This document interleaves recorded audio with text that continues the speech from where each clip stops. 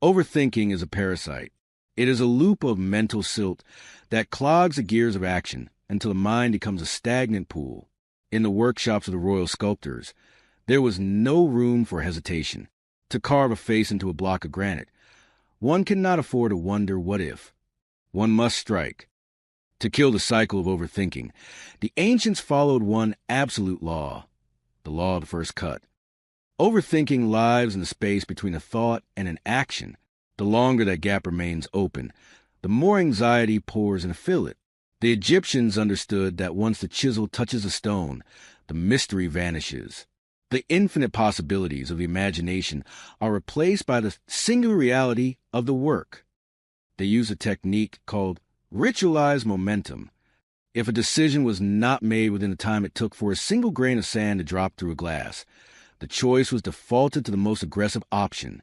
Why? Because a wrong action provides data, while no action provides only rot. The first cut forces your brain out of the simulated future and back into the physical present. It triggers a shift from the wandering mind to the focused hand. When you find yourself trapped in a loop of worry, your task is not to think harder. Your task is to make a cut, send the email, open the book, move the stone.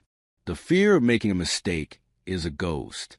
The only real ghost is the life you never lived because you were too busy imagining it. Be the sculptor, not the stone. Break the loop with the weight of action. I am Pharaoh Phoenix. Strike the stone. Command the day.